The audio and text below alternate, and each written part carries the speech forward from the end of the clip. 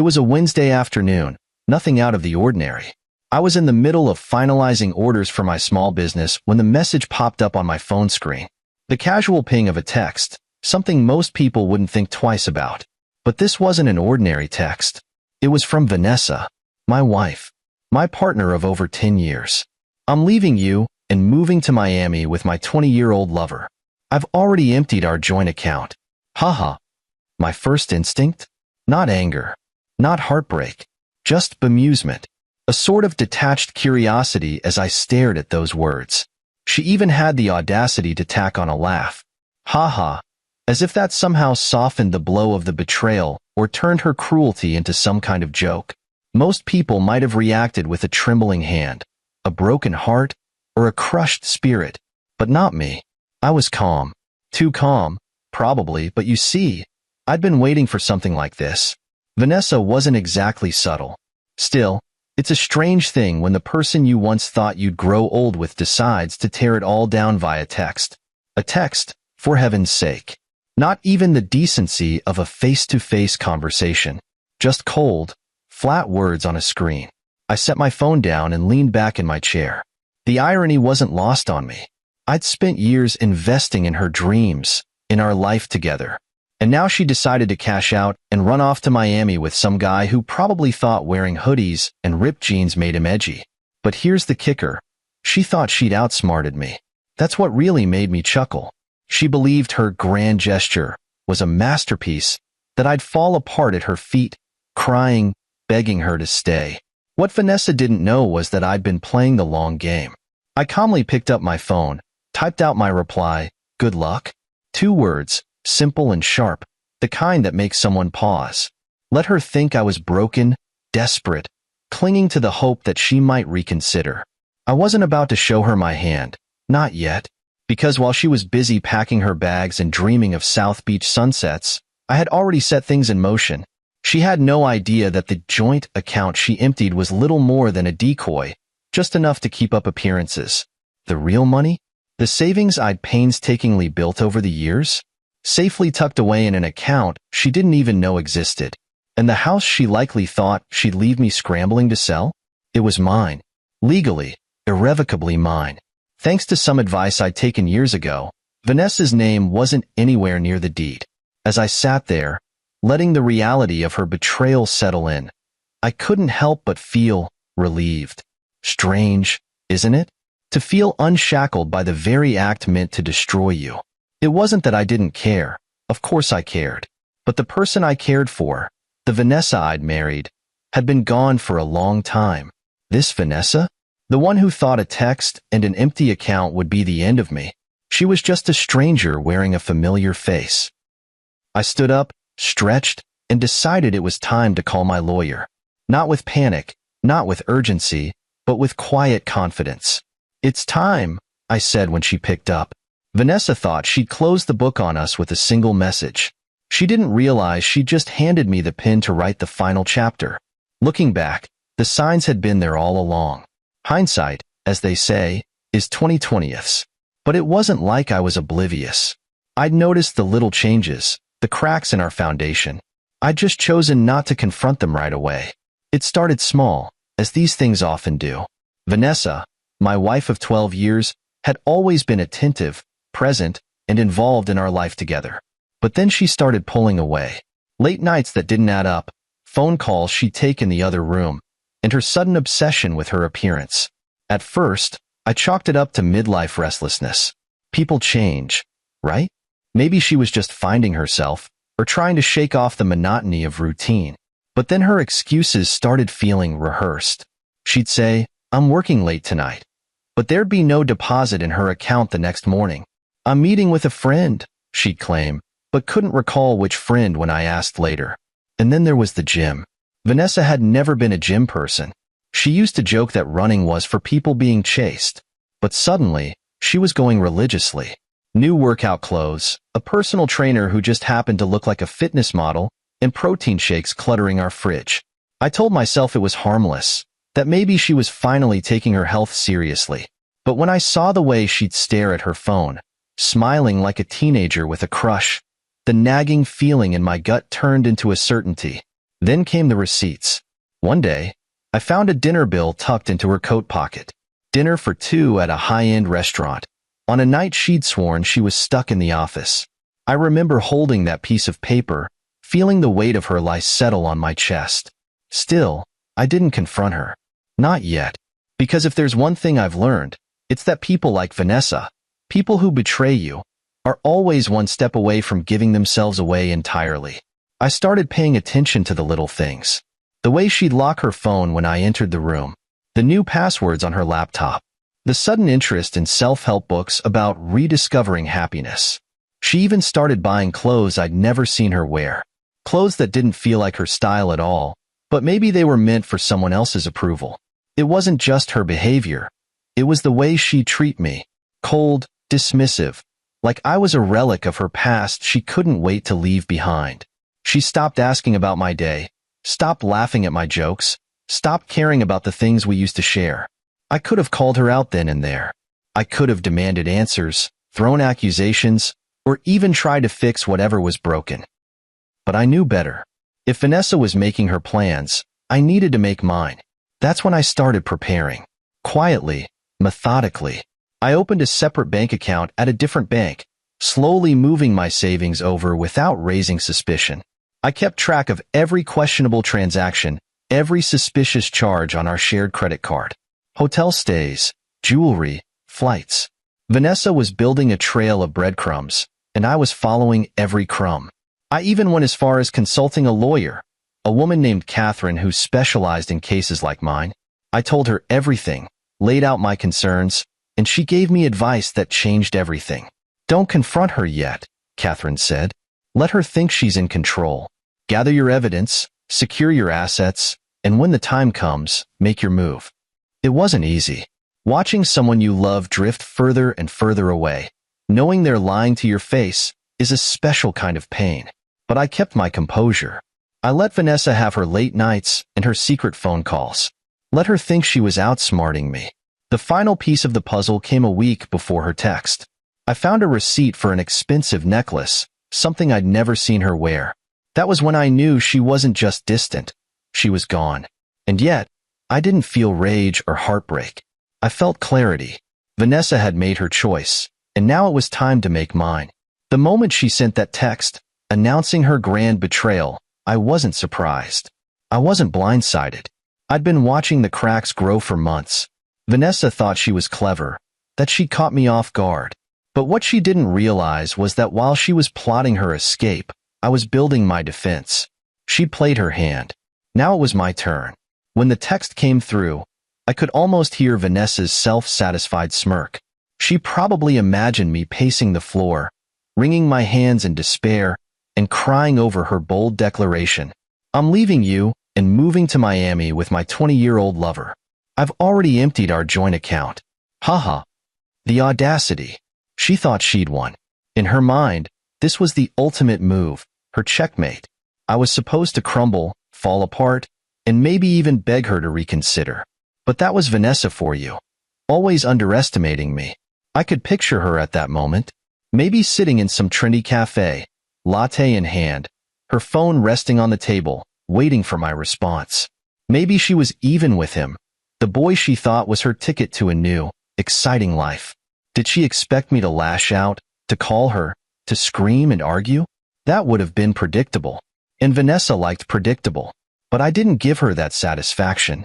Instead, I typed two simple words, good luck.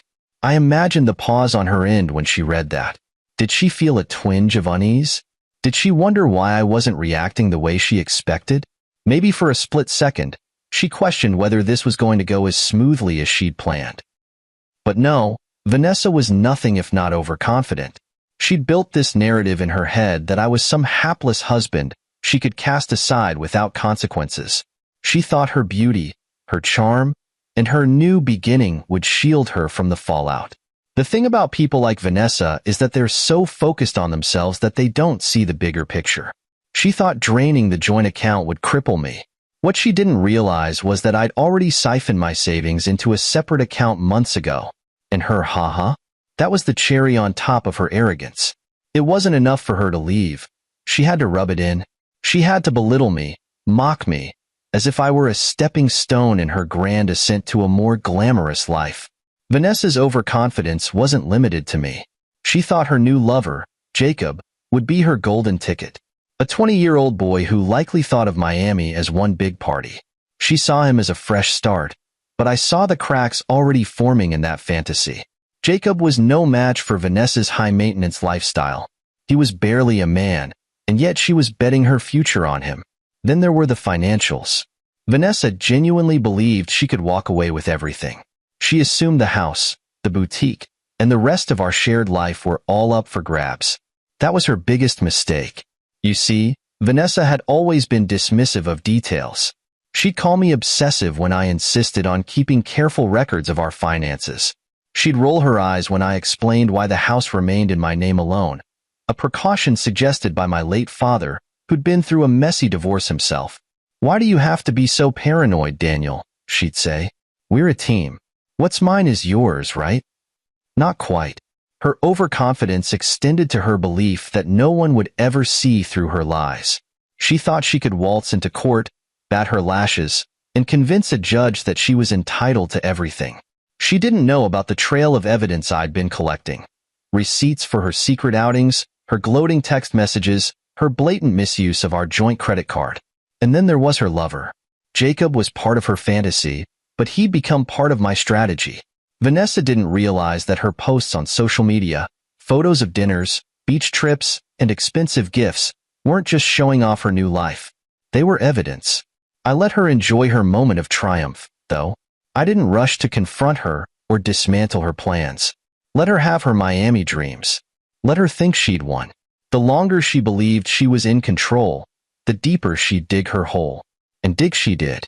Every smug text she sent, every brag about how much better her life was going to be, only added fuel to the fire. She couldn't help herself.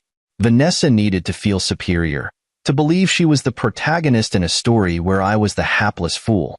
What she didn't realize was that her story was a house of cards, and I was the breeze.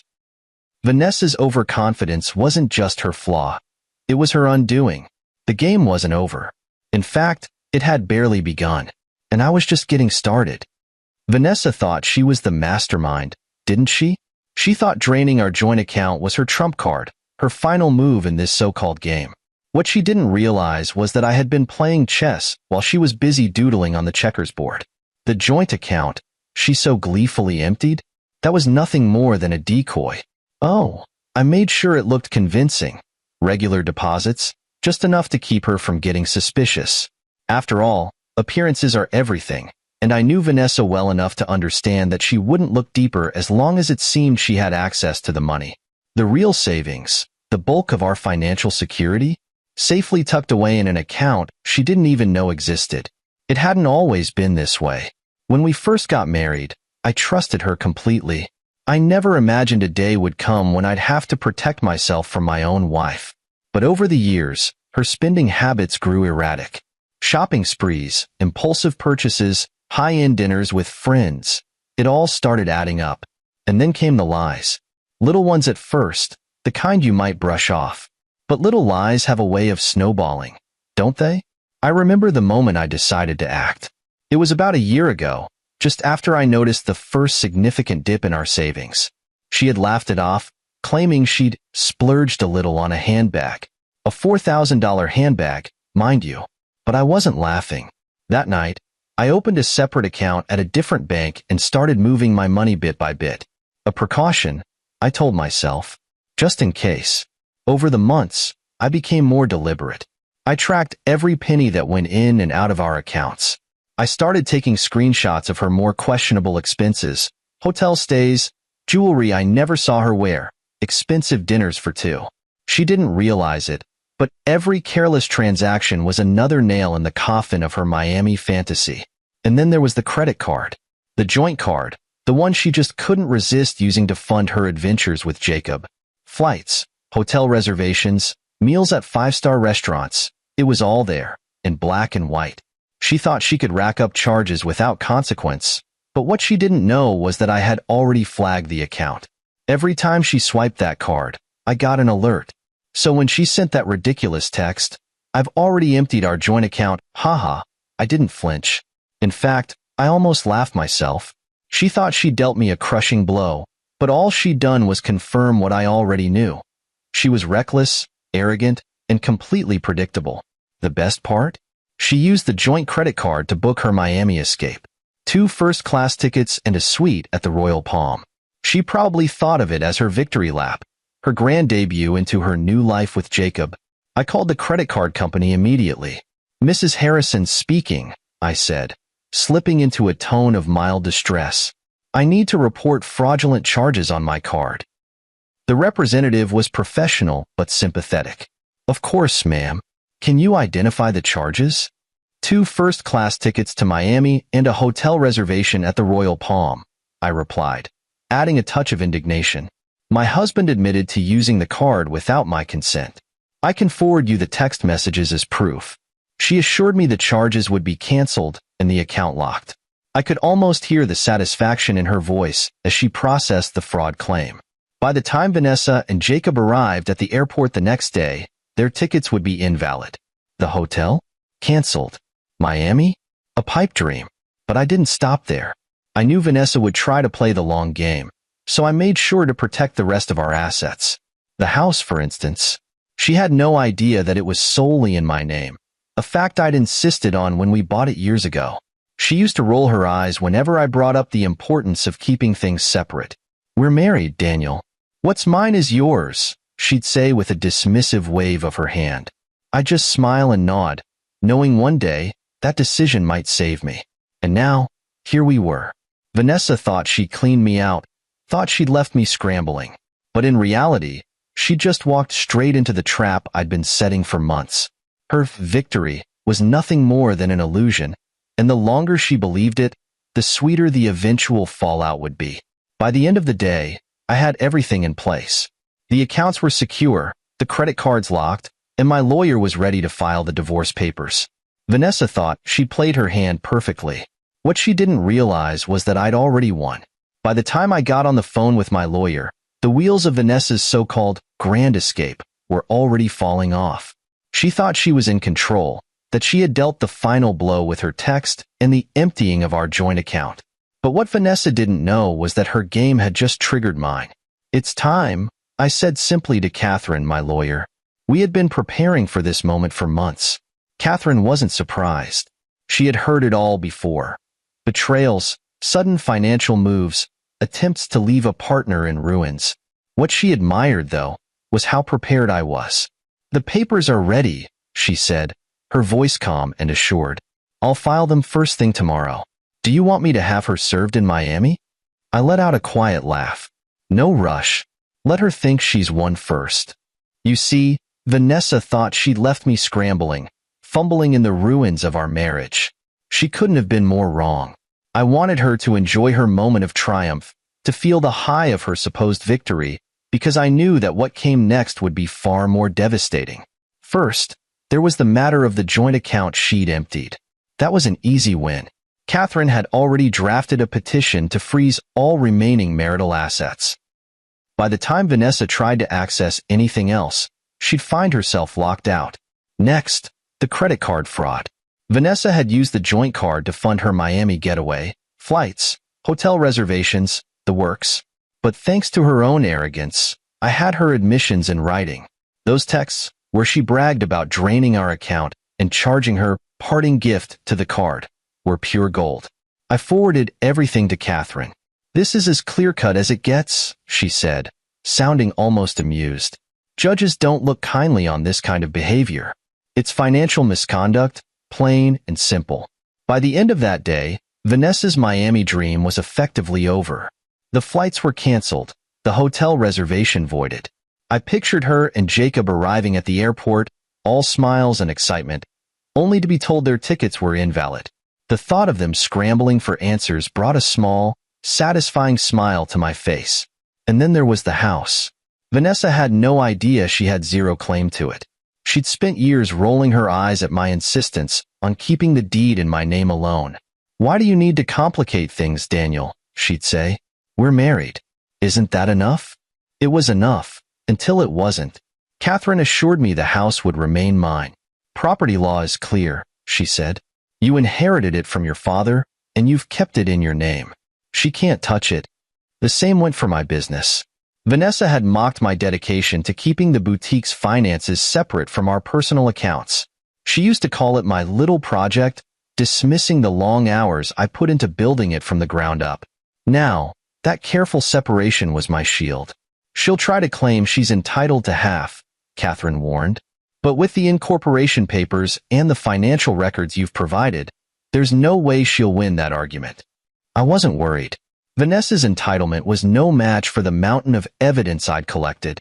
Every careless transaction, every gloating text, every misstep. She had handed me everything I needed on a silver platter. And yet, I didn't rush to confront her. There was no need to tip my hand. Let her enjoy her fantasy a little longer. Let her believe she'd left me in ruins. The longer she basked in her false victory, the sweeter the reality check would be when it finally hit her. By the end of the day, everything was in motion. The divorce papers were ready to be filed, the assets were frozen, and the credit card charges were voided. Vanessa's grand escape was unraveling before it even began. I spent that evening in the house she assumed she'd taken from me. I poured myself a glass of wine and sat at the kitchen table, going over the paperwork Catherine had sent. It was all so methodical, so precise. Vanessa had made her move, but she didn't realize that I'd already played mine months ago. She thought she was the queen of this game, but she was just a pawn. And tomorrow, when she realized the full extent of her mistakes, it would be too late. The trap had already closed around her. Vanessa had wanted a fight, but she'd underestimated me. The legal strike was just the beginning. The next morning, I imagined the scene at the airport. Vanessa, strutting in with Jacob, her fresh-faced 20-year-old boy toy. She'd probably worn one of her new outfits, thinking she was about to step into a brand new life. Miami awaited her, after all. Or so she thought. I could see it in my mind's eye, the ticket agent's polite yet firm smile as she informed them that their tickets were invalid. The confusion on Vanessa's face, the way she'd tilt her head slightly, as if she hadn't heard correctly. And then the dawning realization. The sharp edge of panic creeping into her voice as she demanded answers. What a beautiful image. It didn't take long for the first text to come through. What did you do to the credit card? Vanessa wrote, her words coming through like rapid gunfire. The airline won't honor the tickets. The hotel canceled the reservation. Answer me. I let the phone buzz on the counter as I sipped my morning coffee. The bitterness of the roast paired nicely with the sweet satisfaction of knowing she was exactly where she deserved to be, scrambling, flustered, humiliated. I imagined her and Jacob dragging their overpriced luggage to the nearest budget motel, the kind of place she used to scoff at during road trips. I can't believe people actually stay in places like this, she'd once said. And now, she was one of those people. The irony was almost poetic. Around noon, the texts turned angrier. You're vindictive. You've ruined everything. This is just like you, Daniel, always trying to control things. Control? That was rich coming from her. The woman who had drained our joint account, charged a luxury getaway on my card, and expected to leave me in the dust had the audacity to call me controlling. And then came the phone call from her mother, Evelyn. I almost didn't pick up, but curiosity got the better of me. Evelyn's voice was strained, a mix of concern and disappointment. Daniel, Vanessa told us everything, she began, her tone heavy with accusation. She said you're being difficult, canceling her travel plans and freezing the accounts. Don't you think that's a bit extreme? Did she also tell you she emptied the joint account? I asked, leaning back in my chair. Or that she used the credit card to fund her trip with her lover? Because I have the texts to prove it, Evelyn. Would you like me to forward them to you? There was a long pause on the other end. She mentioned the account, Evelyn admitted, her voice quieter now. But I didn't realize. She also mentioned her lover, I assume? I cut in, my tone sharper than I intended. The 20-year-old she left me for? The one she thought I'd roll over and let her flaunt? Another pause, longer this time. She said you two had grown apart. I almost laughed out loud. Grown apart? That's a nice way to spin infidelity, Evelyn. But no, this wasn't mutual. Vanessa made her choices, and now she can live with the consequences. Evelyn didn't argue after that. She muttered something about needing to speak with Vanessa and hung up. I wasn't surprised. Like mother, like daughter, neither of them ever liked to face the truth head-on. By mid-afternoon, the text from Vanessa had turned desperate. Daniel, please. Let's work something out. You can keep the house. I just need access to the account. This isn't fair. Fair. That word again. Vanessa had always used it as a weapon, as if life owed her fairness on her terms. What she didn't understand was that fairness didn't mean getting everything you wanted while trampling over others. As the day wore on, the humiliation deepened. I got a call from Amanda, her sister, who had apparently been roped into the drama. Daniel, I'm so sorry about all of this, she said, her voice tinged with embarrassment. Vanessa and Jacob are, well, they're not handling things well. They're stuck at some roadside motel. She's blaming you, of course, but honestly, I think she's starting to realize she made a mistake. Good. Let her sit with that. Let her stew in her regret and humiliation, knowing she'd gambled everything and lost. But the best part? That evening, Jacob posted a selfie on social media, a sad little picture of the two of them in their dingy motel room. The caption read, "Every adventure starts with challenges." Challenges? Oh, Jacob, you had no idea what you'd gotten yourself into. Vanessa's humiliation wasn't just about losing her trip or her access to the account. It was about realizing she wasn't as clever, as untouchable, as she believed herself to be. She had built her escape plan on a foundation of lies and arrogance, and now she was watching it crumble around her. And me? I slept like a baby that night. Knowing Vanessa was finally facing the consequences of her actions was the best sleep aid I'd ever had. The courtroom was everything I'd hoped it would be. Neutral, quiet, and clinical. Exactly the kind of place where illusions are stripped away, where facts matter more than feelings. For Vanessa, it was a stage where her overconfidence would meet the cold, hard wall of reality. She walked in with Jacob trailing behind her like a nervous child.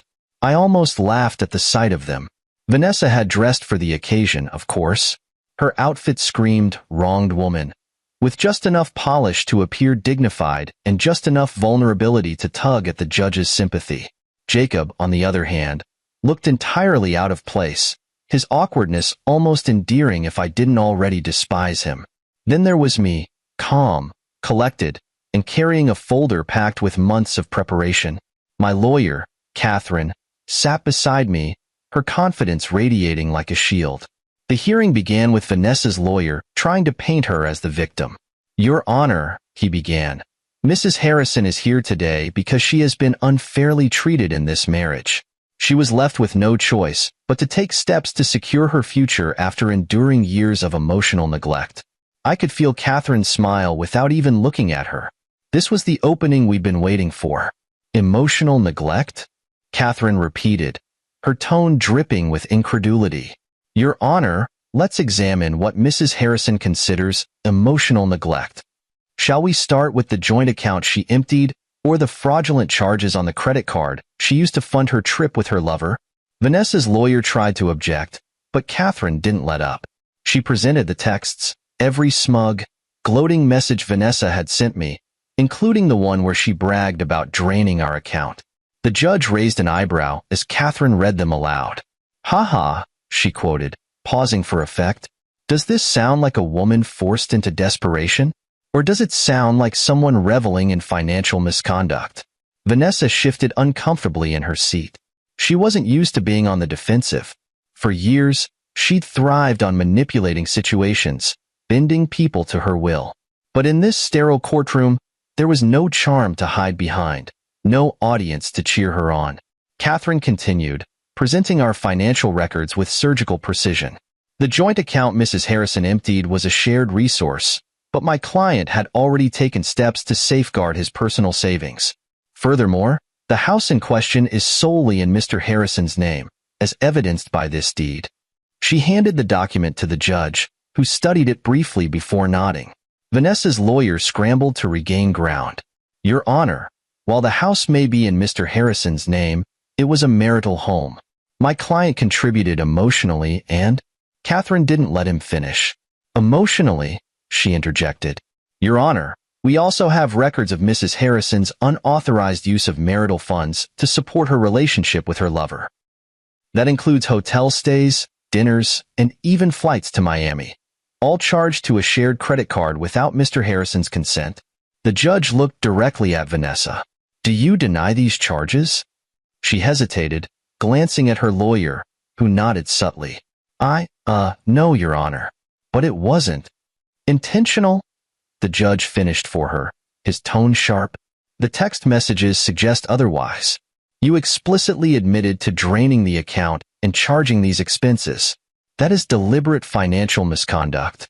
Vanessa's face turned a shade paler. Her lawyer made one last, desperate attempt. "Your Honor, my client is entitled to a portion of the business Mr. Harrison built during their marriage." The boutique grew significantly and Catherine interrupted with a smirk. "The boutique was established before their marriage, Your Honor, and Mr. Harrison has maintained meticulous records separating business and personal finances. We have proof of every dollar earned and spent. Mrs. Harrison contributed nothing to its success, except perhaps occasional criticism." Vanessa's lawyer had nothing left. The evidence was airtight. The judge didn't even bother dragging it out. "The court finds sufficient evidence of financial misconduct," he announced. "Mr. Harrison will retain sole ownership of the house and his business. All shared assets are frozen pending final dissolution. Mrs. Harrison is ordered to return any funds removed from the joint account within 24 hours. Vanessa shot up from her seat. "But that money's gone. We spent it on." The judge's gaze silenced her. "Then I suggest you find a way to replace it," he said curtly. As we left the courtroom, I heard Jacob mumbling something to Vanessa, his tone a mix of confusion and irritation. She snapped at him, and for a moment, I almost felt sorry for the kid. Almost. Catherine walked beside me, a satisfied smile on her face. "You played this perfectly," she said. "I just paid attention," I replied. Vanessa thought the courtroom would be her chance to reclaim control, but all it did was expose the truth. She wasn't a victim. She was a liar, a manipulator, and now, a loser. And me? I walked out of that courtroom with my house, my business, and my dignity intact. Vanessa had gambled everything, and lost. Vanessa's world started crumbling the moment we left the courtroom. Her confident strut, so apparent just hours earlier, had been replaced by an anxious shuffle. The woman who had walked into that courtroom imagining herself as the victor now looked lost, like someone who'd been caught in a storm she didn't see coming. And the storm was far from over. Word traveled quickly, as it always does in circles where reputations are currency. Vanessa had built her image as someone poised and in control, but the truth couldn't stay hidden for long. Mutual friends started to hear the story. How she had left her husband for a 20-year-old lover, drained their joint account, and walked straight into a courtroom trap. Suddenly, she wasn't the glamorous woman reinventing herself. She was the cautionary tale everyone whispered about over coffee. Even her lover, Jacob, didn't stick around for long. That was the most predictable part of it all.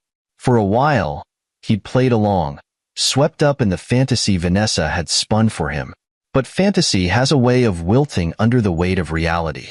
Living in a dingy motel near the airport wasn't what he'd signed up for, and it didn't take long for cracks to appear in their perfect relationship. I heard through the grapevine that they'd had a fight about money, specifically, the lack of it. Jacob, it seemed, wasn't prepared to bankroll Vanessa's lifestyle, and Vanessa was quickly realizing that her beauty and charm weren't enough to pay the bills. The relationship that had started with so much bravado fizzled out in a matter of weeks. Jacob moved on, likely relieved to leave the chaos behind, while Vanessa was left to pick up the pieces. Her financial situation didn't help. The judge's order to return the funds she drained from the joint account left her scrambling. I knew the money was gone. She'd spent it on their fleeting Miami dreams and frivolous luxuries. But that didn't excuse her from the court's ruling. She had to find a way to pay it back, and fast. Her attempts to reach out to me were almost comical. The once proud woman who had mocked me in her texts was now sending me desperate messages, begging for leniency. "Daniel, please, can't we settle this? I made a mistake. I wasn't thinking clearly." I forwarded every single one to my lawyer without so much as a reply. Vanessa's humiliation extended to her family. Her mother, Evelyn, and sister, Amanda, had initially been her staunch defenders, eager to believe her version of events. But as the truth unraveled, their tone shifted. Evelyn, in particular, seemed to take it hard. She called me one evening, her voice heavy with regret. "I don't know what happened to her, Daniel," she said. "She wasn't raised like this." I didn't bother pointing out that Vanessa's behavior didn't spring up overnight. She'd been heading down this path for a long time, but Evelyn hadn't wanted to see it. Now, she was left cleaning up the mess her daughter had made. Meanwhile, Vanessa's reputation among our friends was in tatters. The same people who had once envied her now avoided her.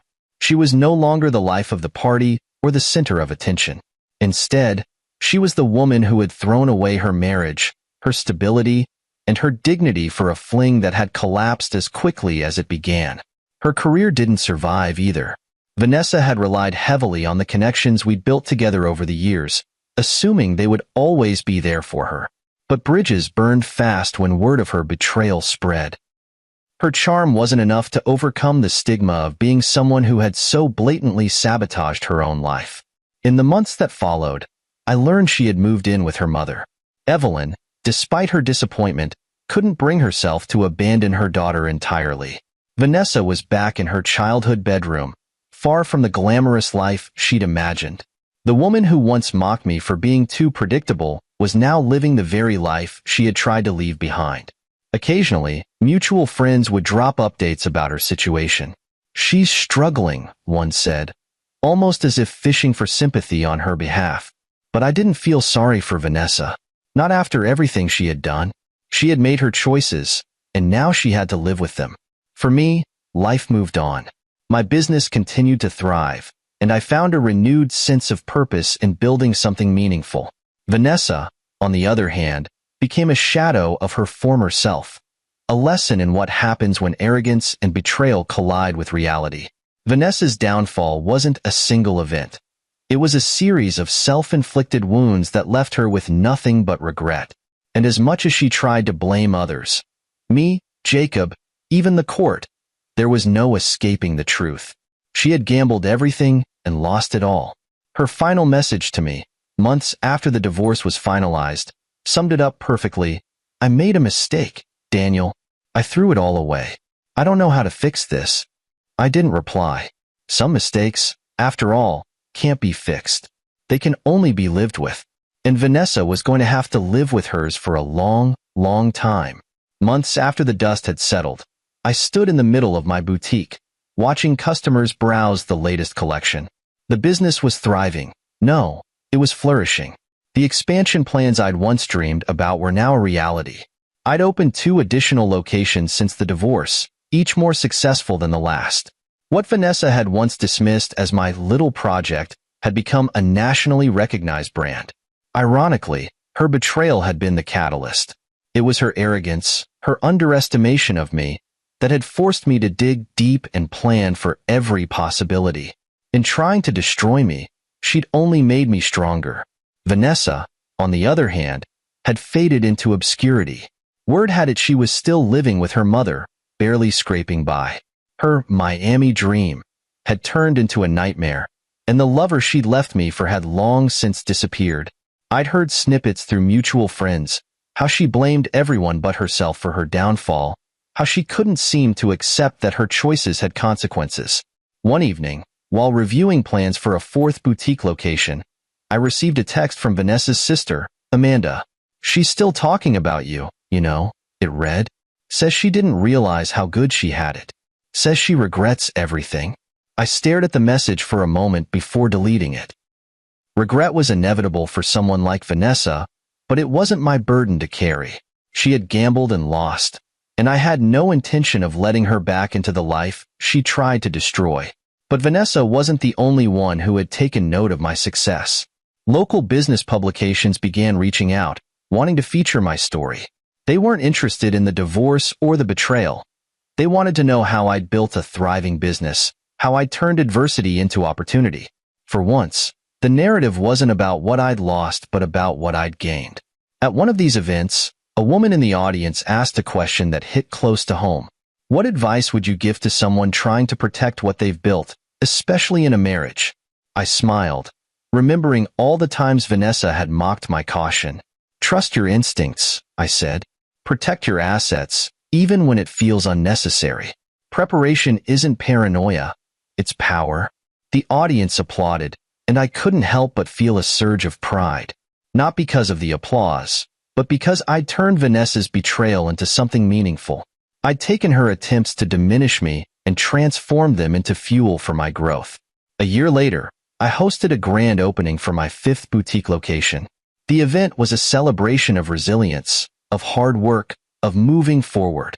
Among the crowd, I spotted familiar faces, old friends, loyal customers, even a few mutual acquaintances who had once taken Vanessa's side.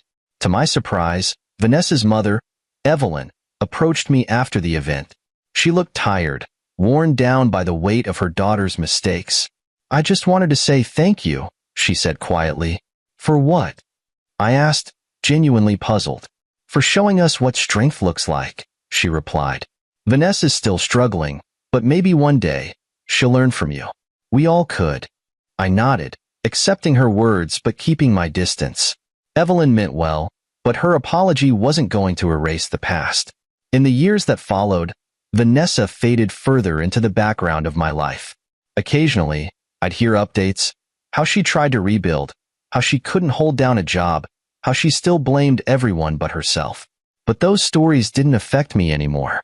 I was too busy building a legacy that had nothing to do with her. The framed text message in my office, a screenshot of her cruel "haha" text, remained as a reminder, not of pain, but of triumph. Beneath it hung a plaque: "Success is the best revenge." 5 years after Vanessa's betrayal, I stood in front of my employees at our annual company retreat. We'd just been named one of the fastest-growing boutique chains in the region, and I wanted them to understand what that meant. "This business isn't just about selling clothes," I said. "It's about resilience, about believing in yourself even when others don't. It's about turning every setback into an opportunity." The applause was thunderous, and as I looked out at the crowd, I felt something Vanessa would never understand: true fulfillment. Her betrayal had been meant to break me, but instead, it had been the push I needed to rise even higher. I'd turned her cruelty into strength, her arrogance into wisdom, and her mistakes into lessons that would guide me for the rest of my life. Vanessa had thought her text was the final chapter of our story. What she didn't realize was that it was only the beginning of mine.